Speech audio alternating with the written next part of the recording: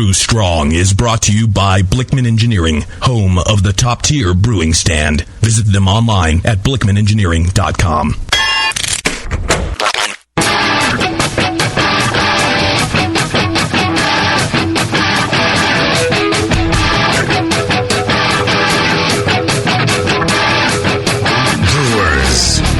It's time for the beer radio you've been looking for.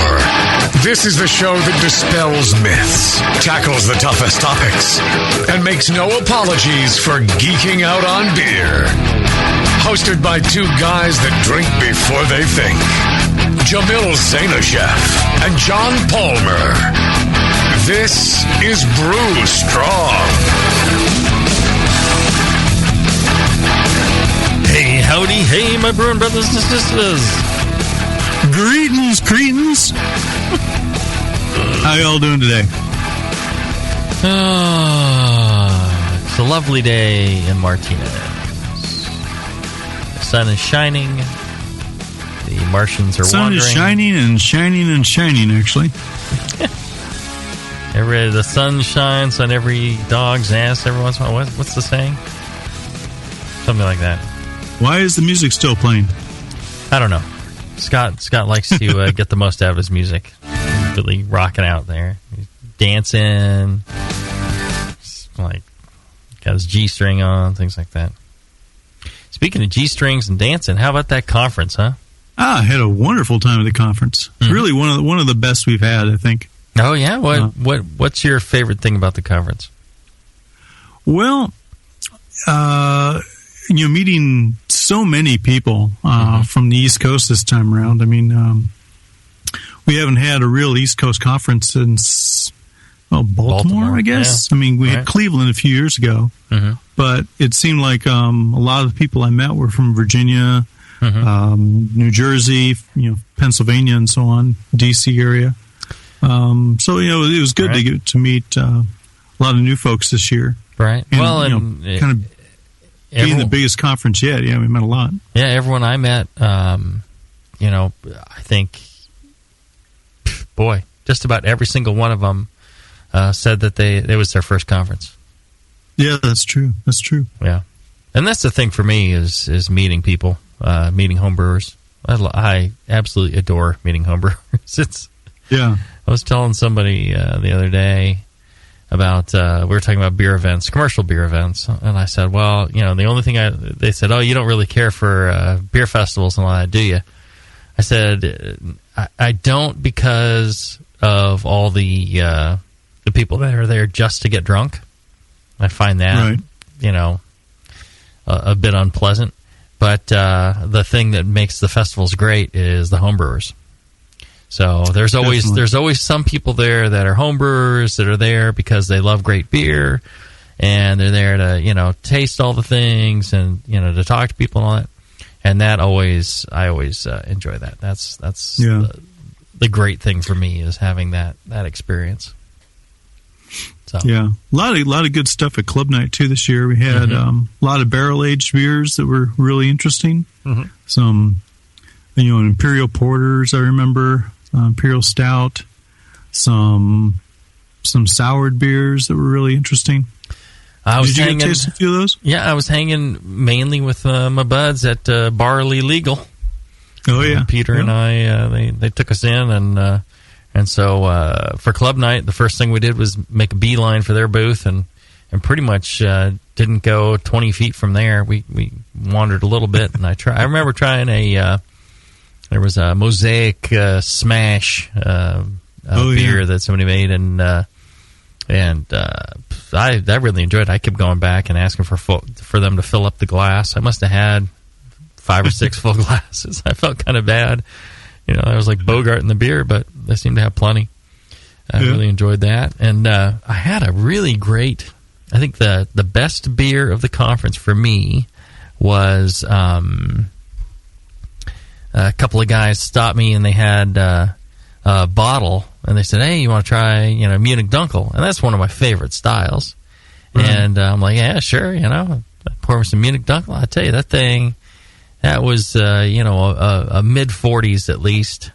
Nice. Mid-high 40s. That was really, really good. I'm like, oh, wow. I'm like, you got any more? They're like, back in the room. I think they're trying to lure me back to the room to have their way with me. But no, I thought that was probably the best beer of the conference for me, was that Munich Dunkel those guys shared with me. I thought that was fantastic. And that's one of the things I love about the conference, too. You just get to try so many beers that so many people have made, and meet so many new people, and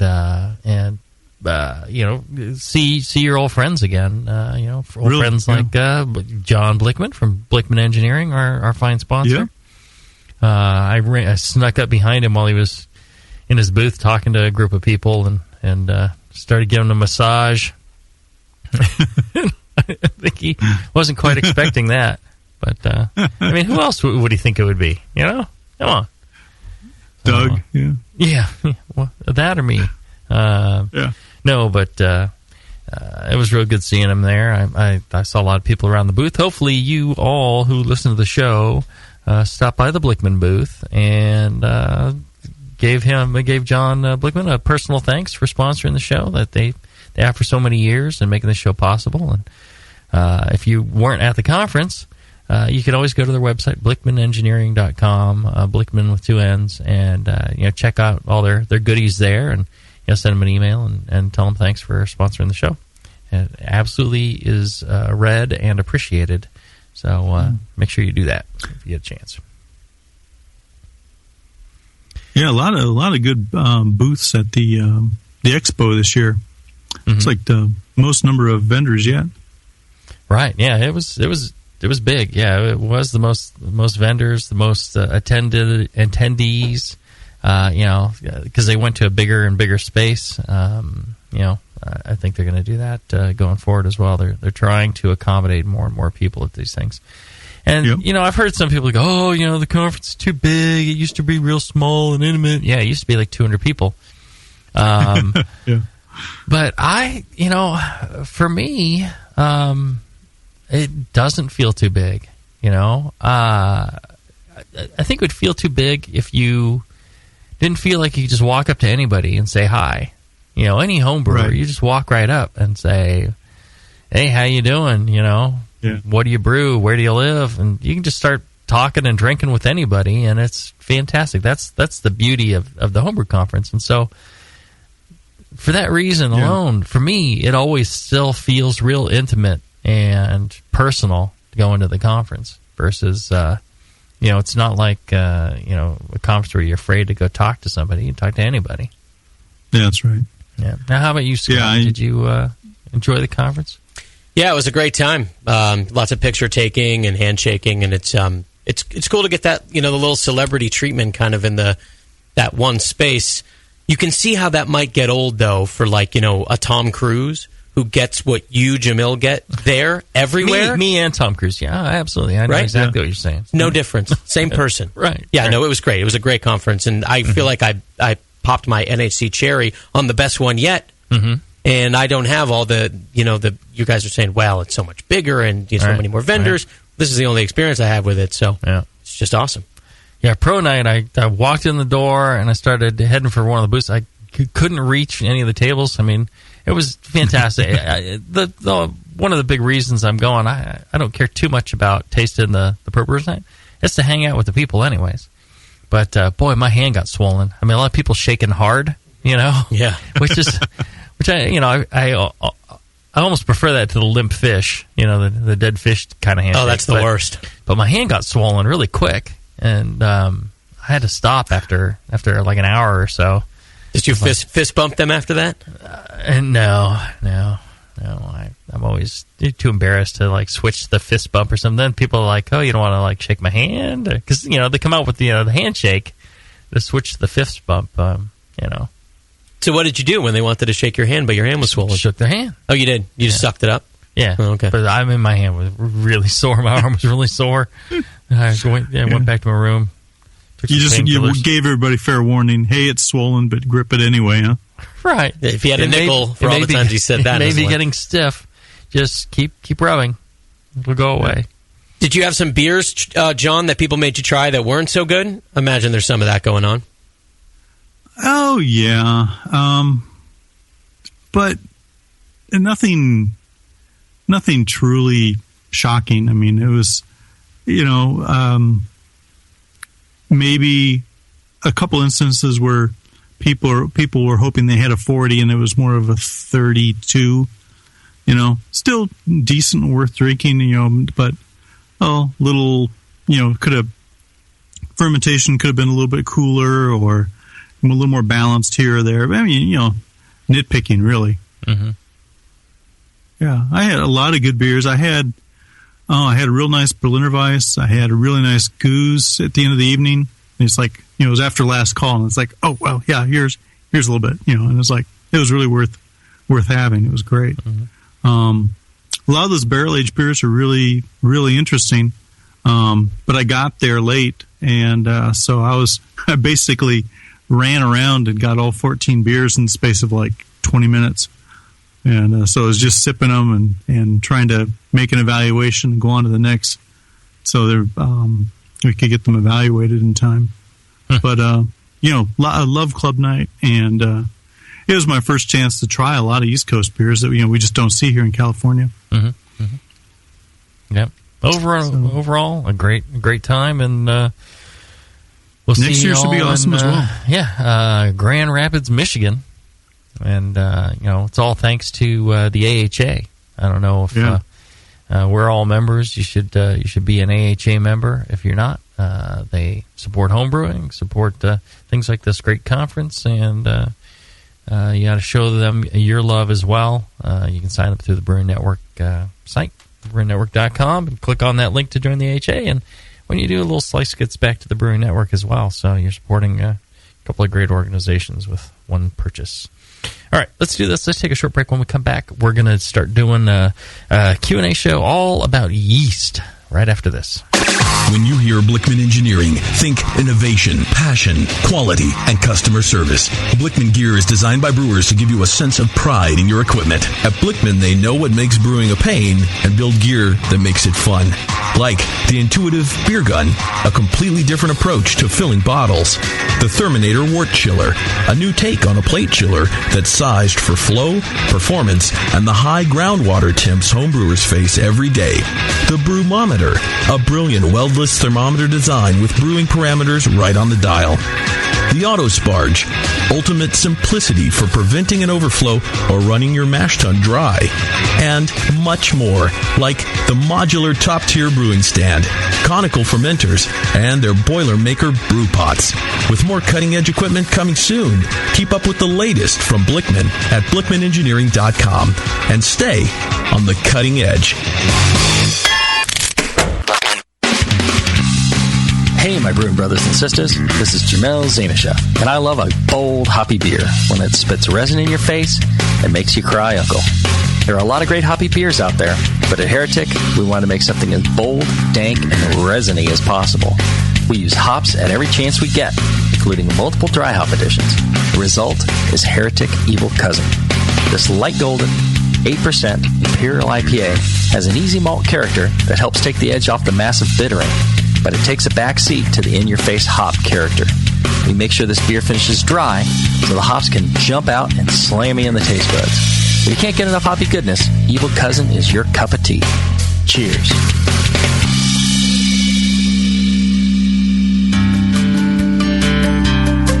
Williams Brewing is your online resource for prompt delivery of quality home brewing supplies. Since 1979, Williams Brewing has offered the finest equipment and freshest ingredients and the best customer service in the business. Cut hours off your brewing sessions by using one of our 11 varieties of famous Williams malt extract. Our Williams Belgian Pale Extract is mashed with pure Belgian two-row malt and a small percentage of Belgian wheat malt for an authentic Belgian character you just can't get from other extracts. Or check out our unique fermenters, 2.5-gallon kegs, paintball tank-based draft beer equipment, bottling aids, and much more. We even have our own line of precision hydrometers. Go to williamsbrewing.com to browse our vast selection. That's williamsbrewing.com. Orders placed by 3:30 p.m. Pacific Time ship the same day. Brewing is easy. The Williams way.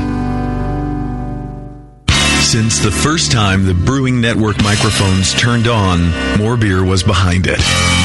More Beer sponsors the programming on the BN because, like you, they love brewing. And like the Brewing Network, they love sharing their knowledge. Morebeer.com isn't just a website to place your next equipment or ingredient order. Morebeer.com also gives you access to free beer information that will make you a better brewer.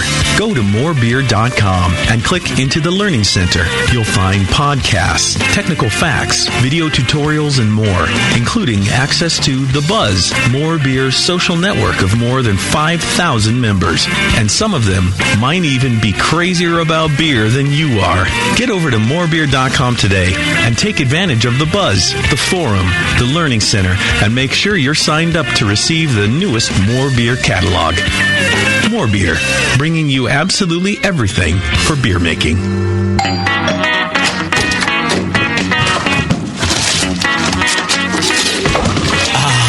What'd you get? More brewing ingredients? Yep. You know what I love about Brewmaster's Warehouse? The $6.99 shipping? Well, yeah, but... Oh, the in-store classes for beginning brewers. Yeah, that's cool, but... Oh, the Brew Builder. Creating and saving your recipes online is awesome! No, yes, but... The cheese-making supplies. No. Oh, the wine-making supplies. Oh, the distilling equipment and liquor flavorings. All that stuff is awesome, yes, but what I really love is that the guy who runs it is totally hot. And that Brew Builder software is awesome. Oh, yeah. Brewmaster's Warehouse brings you flat-rate shipping on great equipment and ingredients to make beer, wine, cheese, and spirits at brewmasterswarehouse.com. And if you're in Georgia, stop by Brewmaster's Warehouse Monday through Saturday from 10 to 6. Visit brewmasterswarehouse.com today because it's totally hot. Oh, yeah.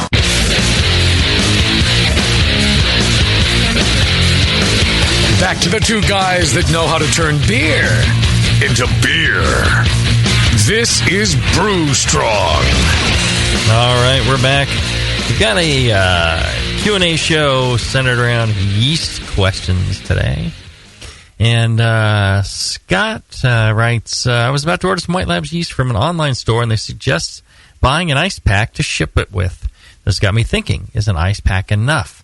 I'm guessing that the package will be in transit for 2 days and will have light insulation, small ice pack taped around it. My guess is the yeast might get shocked by the cold of being taped to an ice block and then warm up over 2 days to ambient, which might be in the 80s or even 90s. That doesn't sound like a nice ride for Daddy's Little Helpers. Am I over-concerned? Should I order the yeast a couple of days before I make my starter rather than shoving it back in the fridge to cool it down again? Or is it worth the drive, the 30 miles round trip to my local homebrew supply?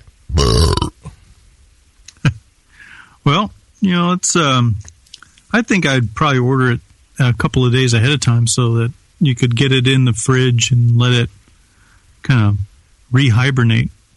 What do you think? Well, the thing about temperature change with yeast is keep in mind the yeast are always alive and doing their thing to whatever it might be to some extent. And they really don't actually hibernate, do they? Well, they don't go completely like, you're on the intergalactic starship, in right. deep sleep. Unless they're frozen, you freeze them solid, like a which the ice pack is not doing. Right. But the thing about temperature changes are, a temperature change that's gradual is not too much of trouble for a yeast. A temperature change that's rapid can be quite an issue. So, assuming that the yeast are in like a 35-degree fridge, and then, it gets put up next to this frozen pack, you're probably okay with that. And then, what that's going to do is keep that thing from warming up for at least some period of time, and the warming should be hopefully somewhat gradual during that time. The thing about, when you get it, it's all hot. Let's say, it's reached 80, 90 degrees, so you chuck it into the fridge. That, in and of itself, can make the yeast stress and express these heat shock proteins. Okay. So, anytime you change the temperature of the yeast, you want to cool them down slowly or heat them up slowly. the faster it is, the harder it is on the yeast, the more energy they spend protecting themselves.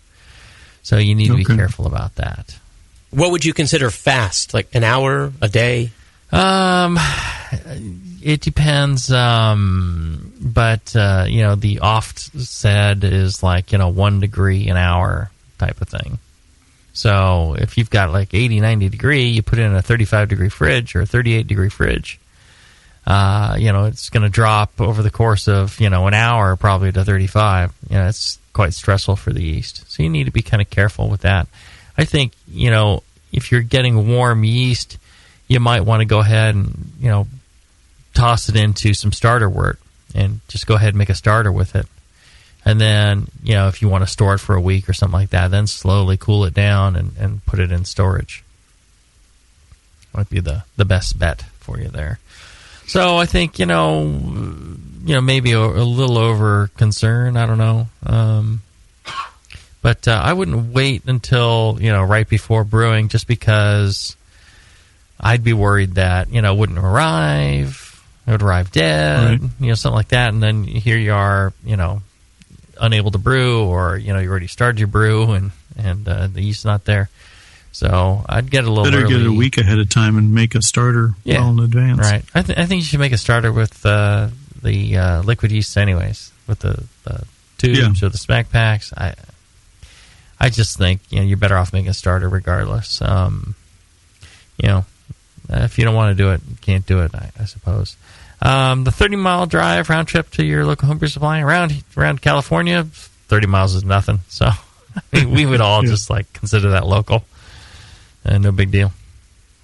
All right. Adam wrote, I recently built my own stir plate. I used a computer fan I had lying around. The computer fan happened to have blue LEDs on it. I thought wouldn't it be cool to build the enclosure out of plexiglass. After I finished, I started to wonder if the blue light would negatively affect the yeast cells.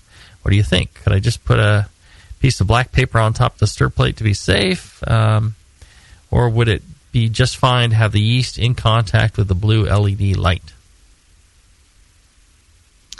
Well, is it a blinking blue light or a steady blue light, you suppose? I'm assuming it's steady. Let's answer as if it's steady. How many lumens are we getting? Probably 15. 15? Oh, that's very low lumens. I think you'd be safe. Yeah. If we're talking many thousands of lumens, high intensity blue LED, I would think that should have minimal or no effect. The plexiglass being in the way would filter out any potential UV light, which I don't think the LEDs emit anyways. And then they're pretty narrow range. And then you get the glass, you get the liquid, you get all that stuff. You're stirring it, so it's nothing's really focused or anything like that for a long period of time. And again, I was jokingly asking about lumens, but the higher the intensity of the light, I think more likely you are to have some sort of issue versus a soft ambient light isn't really going to cause any problems, but direct sunlight would be an issue. So I think you'd be fine. I would be shocked if you were able to do some sort of test and show that the LEDs were actually an issue. Yeah, I really don't think they would affect it at all. Mm-hmm. I was thinking for a while there that if the LED was blinking, you might have some yeast pole dancing issues, but other than that... Then they start drinking. Yeah. A couple of them get into fights. You're on the parking lot. One stabs another. Oh, no, that's just average Friday night for me. But let's see. Michael writes, what is your preferred method and procedure for harvesting yeast from a carboy? I am keeping the question short to keep things moving.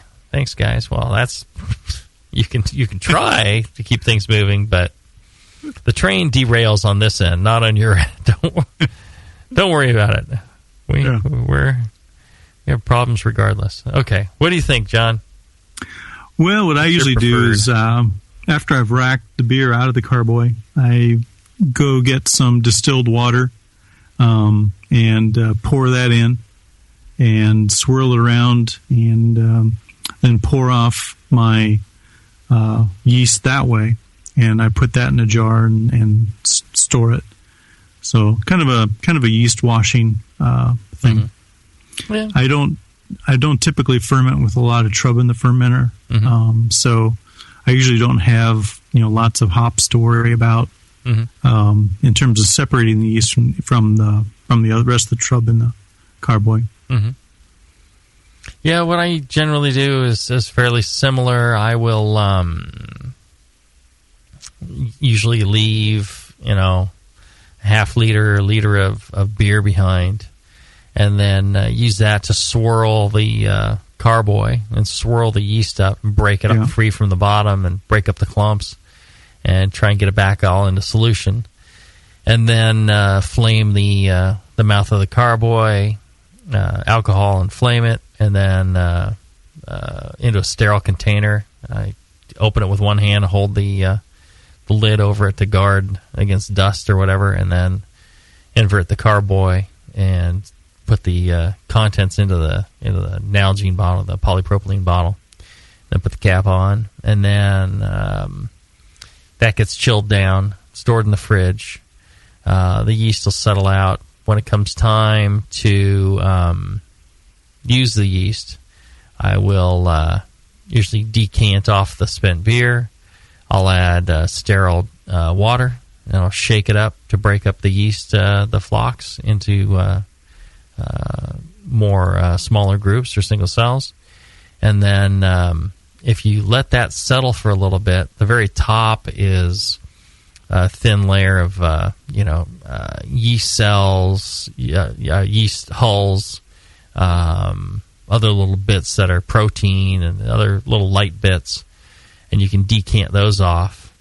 And then usually you have kind of a creamy layer of clean yeast, which is fairly large. And then you have a layer on the bottom, which is all your dead yeast cells, hop bits, protein clumps, and little nasty chunks that fall to the bottom. So you can, once you've decant the very top layer, that creamy yeast layer, you can go ahead and pour that out into another container and go from there, or you can pitch right from that. And so that's generally how I do it. Sounds good. There you go. All right, let's take a short break, and when we come back, we'll continue with more of your yeast questions right after this. Hi, I'm Jason Harris, the proud owner here at Keystone Homebrew Supply. We're thrilled to be entering our 20th year of supplying this great industry, and to show you, the Brewing Network Army, how much we appreciate your support, we're offering you 10% off your first order on our website, KeystoneHomebrew.com. Just use coupon code BNARMY at checkout, and I'll get your order out the same day. My goal at Keystone Homebrew Supply has always been to have a complete supply of everything a brewer could want. When you place your order online or when you come into our store, it's our goal to have everything on your list and more. One aspect of KeystoneHomebrew.com that we're really excited about is the ability to fulfill customers' exact grain bills. Do you hate to wait? Keystone Homebrew Supply can get your precious yeast and hops to you within just one day if you live between Connecticut and Virginia, and within 2 days east of the Mississippi. KeystoneHomebrew.com. Coupon code BNARMY. I'm Jason Harris, and I approve this message. Tin, Getting tired of that same old handcrafted beverages day after day? Are you looking for something with more diversity than your normal beer? Fellow BN Army member Michael Fairbrother, owner of Moonlight Meadery, is reviving an entire beverage category, mead. The meads at Moonlight Meadery are all handcrafted from the finest honey on the market and are perfect for any occasion, like weddings, baby showers, or... Excuse me? Mead is not your average girly drink, mister, and Moonlight Meads can be enjoyed anytime, anywhere. Football games with the guys. Yeah. Barbecues with the guys. Yeah. Operating power tools with the guys. Yeah. Actually, sir, that's really dangerous. Good point, son.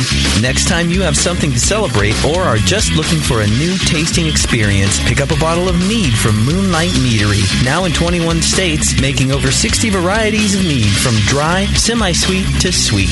Break out of that craft beer lull. Grab a bottle of Moonlight Mead. Can't find some? Then ask. No, make that demand some. Yeah! A vial of White Labs yeast is the key to your best beer.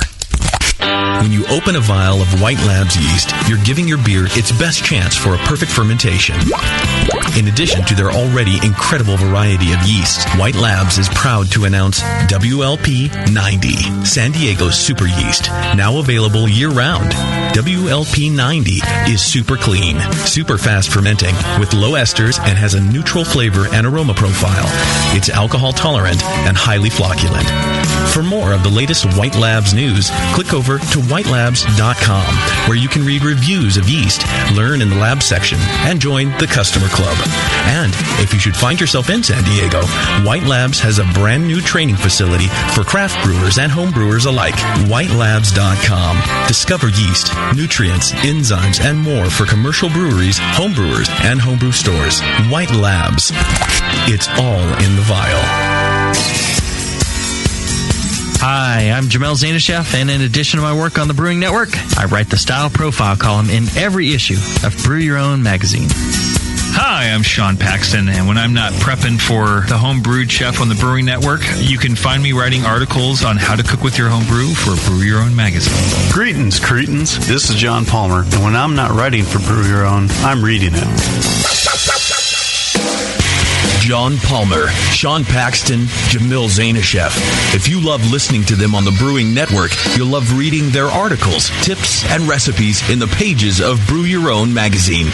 Join Jamil, John, and Sean 8 times a year in Brew Your Own. And when you subscribe to BYO on the Brewing Network website, half of your subscription price goes right back to the BN to support great beer and food programming. So sign up for Brew Your Own magazine through the BN website today so you can listen and read your way to better homebrew.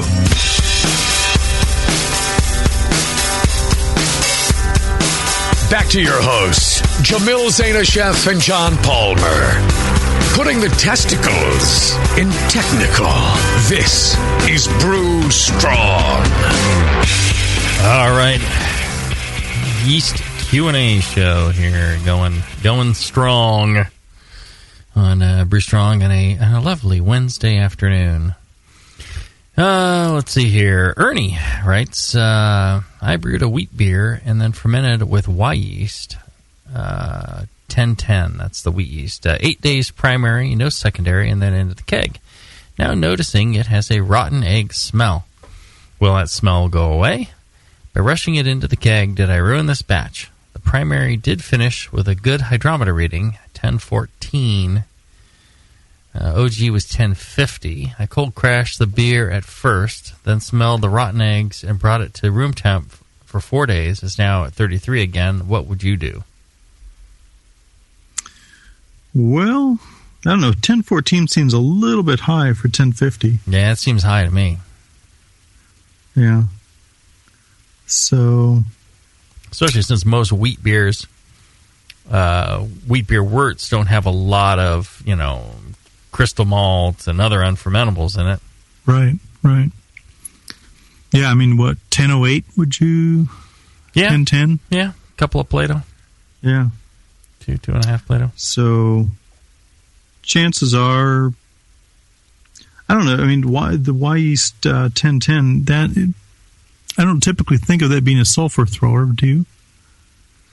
Well, all yeast will, to varying degrees, and the more stressed they are, the more sulfur they're going to produce. They produce sulfur generally in response to stresses. Mm-hmm. So, I'm one thing, cold crashing the beer, that can be stressful to the yeast, and so they do tend to express a bunch of compounds that they would otherwise may not express as much of. Mm-hmm. When you cold crash, that's why you want to very slowly lower the temperature of a lager. And the other thing that happens is, sulfur is produced. If the fermentation is not very vigorous, you will get more sulfur retained in the beer versus being scrubbed out by lots of carbon dioxide and lots of activity. So I would guess that perhaps the initial pitch of yeast was not that healthy. I mean, you want to make sure that Y yeast makes an excellent product, but you want to make sure that even if you pop the little pack and it swells up, how quick it swelled up, it can be an indicator, but almost always it's best to make a starter and have nice, vigorous, healthy yeast. And then when you, brew your beer, you get better, more, pitch a proper amount, get a more vigorous fermentation, you get less sulfur retained in the beer, attenuates better, things like that. Yeah, that sounds good. What would you do now for this beer, John? Well, I'd probably carbonate and vent it a couple of times if he's still, if he's got a lot of CO2, a lot of sulfur coming through in the nose. Having gone through the cold crash and so on like it has, there's no yeast to do any further fermentation and get those final couple points, I don't think. Mm-hmm. So probably this batch, just high carbonation and then venting it a couple of times will help pull some of that out. Yeah, if it tastes all right, other than the sulfur, if it's not sweet or under attenuated or wordy, then carbonate it and purge it, carbonate and purge it, and see if you can blow off some of that sulfur, and that won't get rid of all of it, but it might improve it a bit. And then there's my favorite technique. It's dump it out in the yard and brew again. I think that's always a fine solution. Ed O'Sullivan, he writes, I had my first brew day, cleaned and sanitized everything, made a Belgian golden ale from a kit. Used a wort chiller to bring the temperature down quickly, got it to 66 degrees, had an original gravity of 1082. The kit had a dry saison yeast packet, and I cast it right into the fermenter at the suggestion of the local homebrew store. 24 hours later, had great activity for 4.5 days. It's now day 5 and has slowed way down. Bubble every 10 to 20 seconds. I'm looking to bottle on the 7th day, but I'm concerned that maybe I should do a secondary to allow it to clean up a bit better. I know you don't condone the secondary due to contamination. This being my first run, I'm thinking that I may be overthinking it a bit. If I do bottle, how long before I try out that bad boy? Well, certainly. Well, certainly this is. Yeah, it's a lot of the things that I absolutely hate. Absolutely hate. I hate about there's a lot of great homebrew shops out there, but I'll tell you, there's some of them that are just I don't know. You're killing me here. One is encouraging people to say, look, like on day 7, it's done, and you package it up. Well, it may or may not be done at that point. It just depends on so many factors. They should teach people to, recognize when the beer is done fermenting, and encourage them to wait an extra day to make sure, and then stuff like that. And then the secondary, well, it's a contamination thing, but transferring to secondary does nothing to clean up a beer. There's no magic that happens. All you're doing is transferring. I mean, you're leaving something behind, but you're stirring it all up again. I don't know what the point of doing that is to somehow improve the beer, unless you're going to let it sit for a long time. And, there's no gravity reading here. So, what your original gravity is.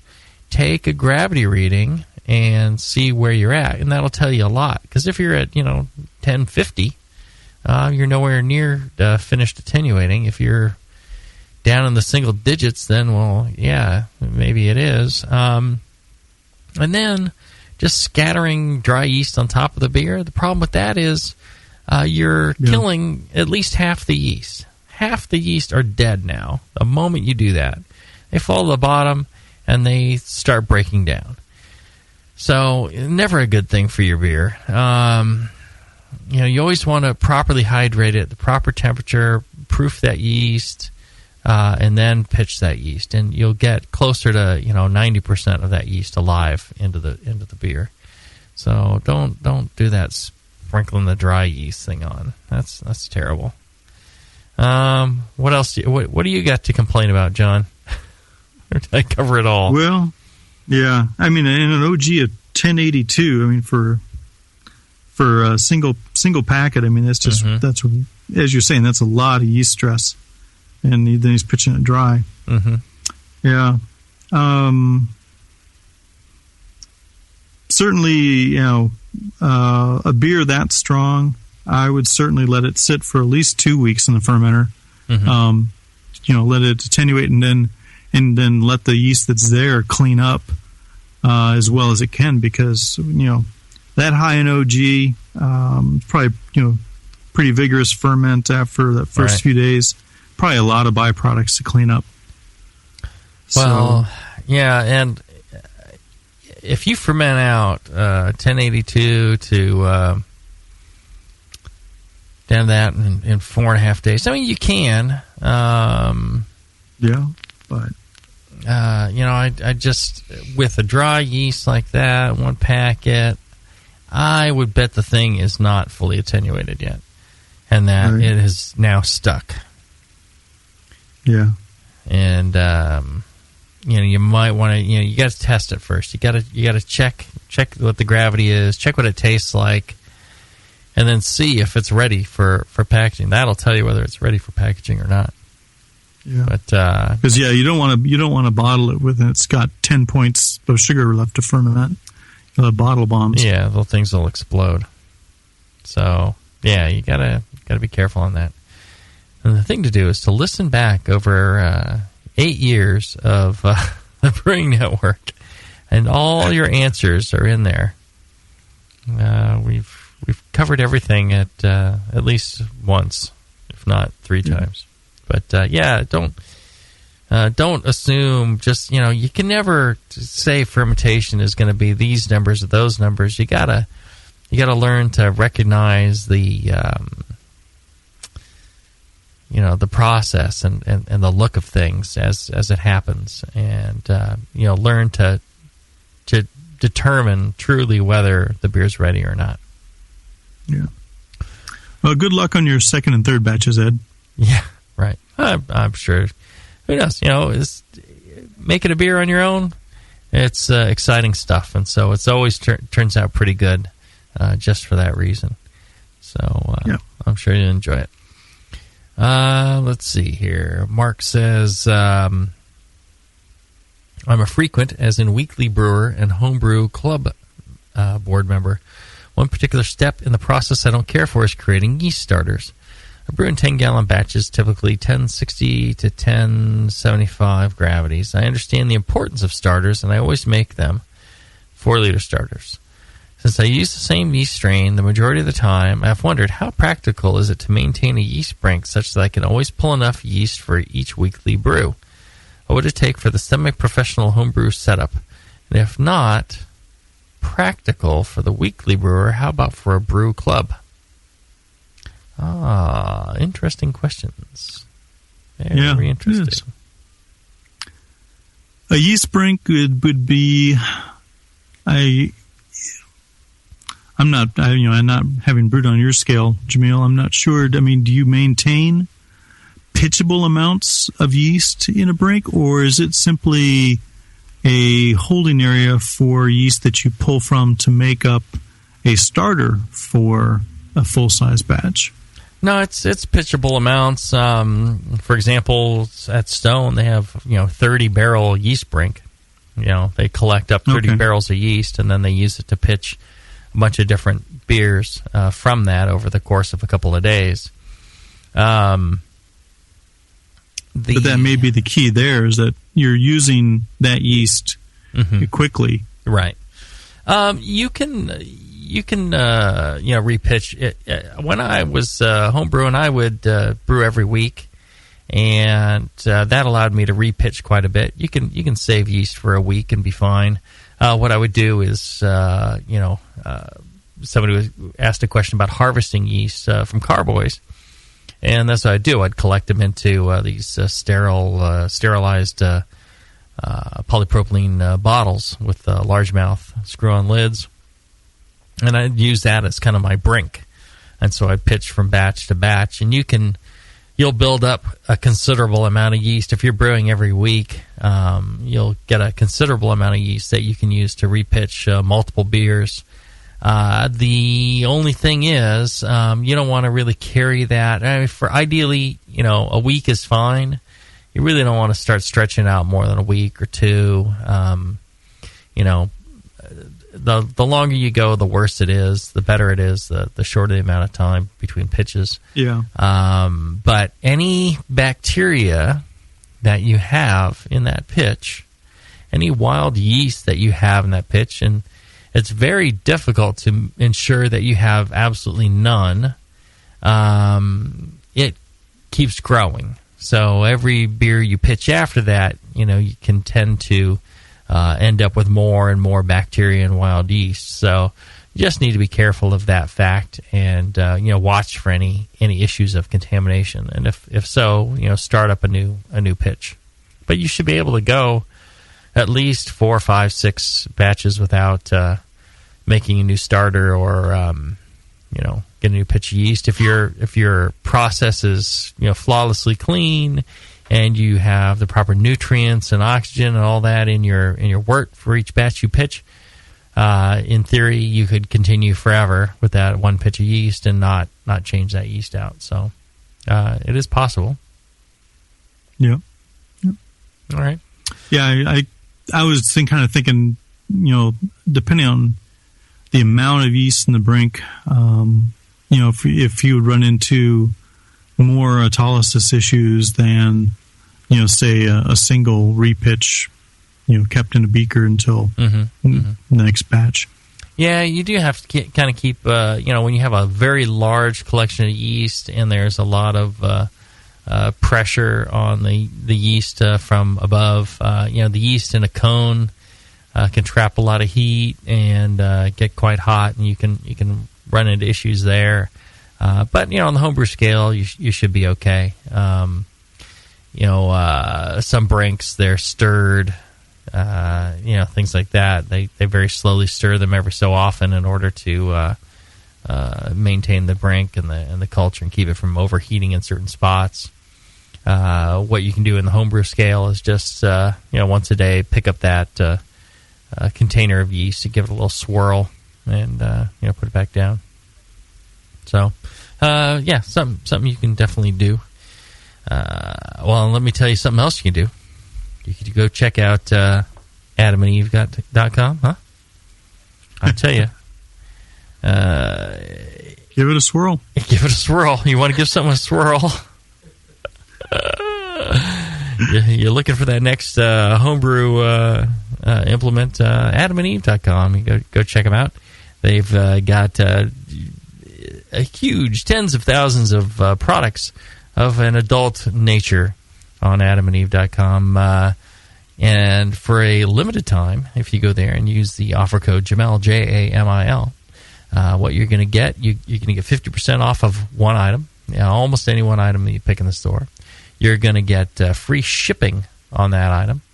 And then you're going to get a free extra gift, so sensual we can't mention it on internet radio, and 3 free DVDs of your choosing. And this isn't just the bottom of the bin stuff. You get to choose from categories such as amateur, anal, Asian, big butts, big breasts, gay, lesbian, dental floss user, reuser, all sorts of stuff that you can choose from. And so the 3 free DVDs, free shipping, 50% off one item, the free extra gift, all for using the offer code Jamil, Jamil, at AdamandEve.com. And you can even do it mobile. They got a mobile site as well, and do it from your phone. And check that out, m.adamandeve.com. All right, we'll take a short break. When we come back, we'll wrap up with a few more yeast questions after this. BN Army, HopTech has a great discount waiting for you. Do you often find it difficult to find specific specialty ingredients for your homebrew recipes? Well, listen to this. HopTech stocks 59 different grains to choose from, 39 varieties of pellet hops, and 8 kinds of whole leaf hops. And HopTech not only carries Y yeast and White Labs yeast for you, but also Fermentus, 04, 5, 6, 23, 33, and T58 Belgian yeast, plus Cooper's, Nottingham, and Windsor yeasts. Got your recipe ready to go? Well, pick up some great brew gear like new long and short sleeved shirts, games, and more. HopTech's new website is being updated every day with new items. If you don't see it, call the shop. They're open 6 days a week. BN Army and AHA members get a 10% discount, and active military personnel get 15% off. Visit HopTech.com today for great selection, great service, and a great discount. HopTech.com.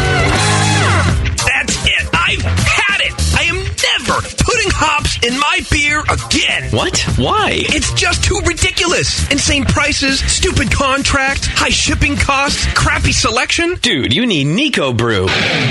Nico Brew will rock your f***ing face right the f*** off your f***ing skull. $5 shipping to all 50 states. Plus fantastic international rates get you low prices on Nico Brew's great selection of hops and more.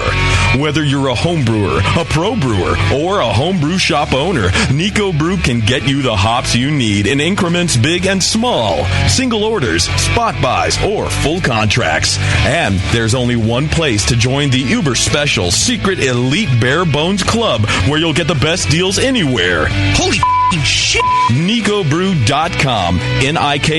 NIKOBREW. Nico Brew, your bare bones buddy in the brewing business. Tonight is the night. We bring the creature to life, Dr. Blickmanstein? Yes, J.P. Gore. Everything is perfect for my next fermented creation. My Doctor, the storm is too far away. We'll never have enough power to isomerize the creature's alpha acid. Yes, J.P. Gore, we will. For I have in my possession the Tower of Power.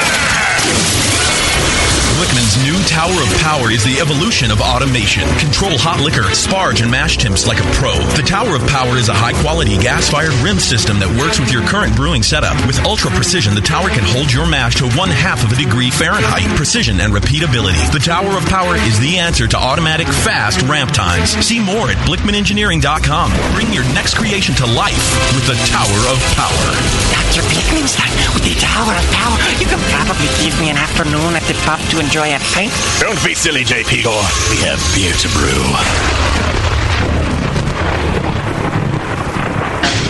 When I order a beer, I want my server to know more about it than I do. I want someone who enjoys good beer and loves helping others enjoy it too. I want someone who knows how to pour a perfect pint for any beer style. I want a Cicerone. The Cicerone certification program is creating the type of people who help you enjoy great beer. Home brewers and craft beer lovers know beer is more flavorful and complex than ever, and it takes some serious knowledge to store and serve beer right. Cicerones know beer. There are 3 levels in the Cicerone program: Certified Beer Server, Certified Cicerone, and Master Cicerone. Cicerones are truly the sommeliers of beer. The best beer locations have a certified Cicerone on staff. Relaxed and unpretentious, Cicerones are tested on storing and serving beer, beer styles, flavor and tasting, the brewing process and ingredients, and pairing food with beer. Learn more about your next beer guide at cicerone.org. Certified Cicerone, because it takes top talent to present a perfect pint. All right, BN Army, it's trivia time. What's the only homebrew shop with over 1,000 recipe kits, $4.99 shipping on orders over $100, and is also home of the Wolf shirt? The one and only answer is Austin Homebrew Supply. For over 20 years, they've specialized in creating recipes such as the best-selling Texas Blonde Ale, Apocalypso, Hop Bomb 2.0, and Double Chocolate Stout. And they just recently unveiled their small grain kits that produce 1 gallon of beer. Visit AustinHomebrew.com to browse their extensive catalog of equipment and ingredients. They also have mini clone recipes of your favorite commercial beers. They're the exclusive retailer of BrewVent yeast fuel as well, yeast nutrient, and the all-new Bodybuilder. Follow Austin Homebrew Supply on Google Plus to participate in video hangouts on popular brewing topics. So visit AustinHomebrew.com today and make sure you sign up for their weekly email with news and specials. Austin Homebrew Supply, AustinHomebrew.com. Back to the beer guys that make other beer guys look like wine guys. Brew Strong. All right, we're back. We're talking about yeast, live Q&A session. And I'll tell you what, if you've got questions for John and I, and you'd like to hear us answer them on the air, you can send those questions to brewstrong@thebrewingnetwork.com. And you can just preface that with a Q&A. Or if you got a show idea, say, hey, I got a show idea. And eventually, like 30 or 40 years from now, if people stopped now, we'd catch up and get all those questions answered. But we kind of pick and choose and try and do the best ones. Sometimes when you give us like 3 or 4 pages of question and then it's like a 4-parter, we probably won't be getting to that on the air. But even if it's a really good question. So try and break them up into nuggets, morsels, like the corn in the poop. That's how your questions should be. We're the poop, you're the corn. Keep it to nuggets. Keep it to nuggets. All right. Josh says, with all the info, my first grain brew was a great success. Although I need to tweak my process, it's pretty close.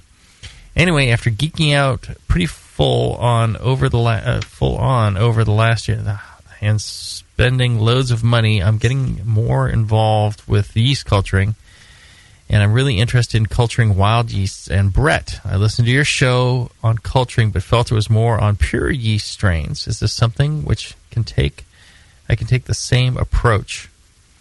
Are there any tips that can help with trying these wild strains? Brettanomyces is a yeast. It's just another strain of yeast, and every yeast has different requirements as far as nutrients and oxygen, things like that for growth, for ideal growth. For Brett, if you're trying to grow Brett, it tends to be lots and lots of oxygen. Just oxygenate the holy living crap out of it, and you get more growth. Other than that, temperature and nutrients, you can use the same as you would for, other yeast starters. As far as bacteria goes, temperature as well can really help. You get in the right temperature range. Generally, quite a warm temperature that speeds up the growth of bacterias. So hopefully those will help. You can also, harvest yeast from outdoors. There's a paper on that at the ASBC conference I was at a couple months ago. Mm-hmm. A group of people,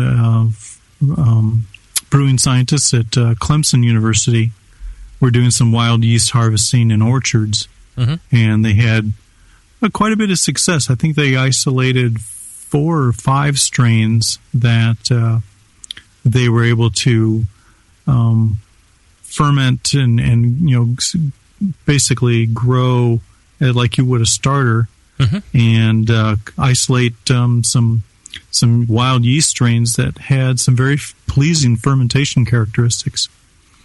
Right. There's a fine book by Homeboy and Dog Meat that called Yeast. It is a fine book. It talks about that very thing, finding, selecting, and growing up wild yeast strains. And, if you got an apple tree or a plum tree or something like that, any of these fruit trees tend to have quite a bit of yeast that are on the surface of the fruit and the tree. And, you just set a bucket out there of wort and cover it with like a cheesecloth or whatever, and you can get some stuff started through there. It takes some work to isolate things out, but that can be a lot of fun. I think we're going to do something commercially there at Heretic. I believe that the swamps and fields and mountains around Fairfield are quite very, very Brussels-like, if you ask me. I'm just saying, it reminds me a lot of being at Cantillon. And, we get a good breeze through there, and we get the fields behind us. We get the little creek going by the building. And I think we could harvest something. We've got these louvered vents on top of the building. I'm serious. So we're going to do a Fairfield spontaneous fermented beer. And I want to see what that turns out like. You need to work on your French accent. Right. Oui, monsieur. I will work on that. Perfect. And finally, let's wrap it up with just one more. Eric wrote, recently I've been able to obtain my yeast from a local brewery. Basically, what happens is I have a sanitized pint jar that they fill with yeast, usually 1056 American Ale, from the bottom of the large fermenters that they have. By the time everything settles in the jar, the yeast makes up approximately 1/3 to 1/2 of the pint jar's volume. I know that having the proper amount of yeast is vital to the overall beer quality, which got me wondering if using this amount of yeast straight from the large fermenters is too much or too little or just right. So far, the beers I've made using this method have turned out quite nicely and have very quick and fast fermentations. But going forward, should I have any concerns about potentially pitching too much or too little yeast using this method? Well, if the beers are turning out great, then, it must be the right amount of yeast. That's true. There's a little site called MrMulti.com. There's a yeast pitching calculator on there that's free. And it'll tell you how many milliliters of yeast that you would use to pitch into another beer. So that'll tell you.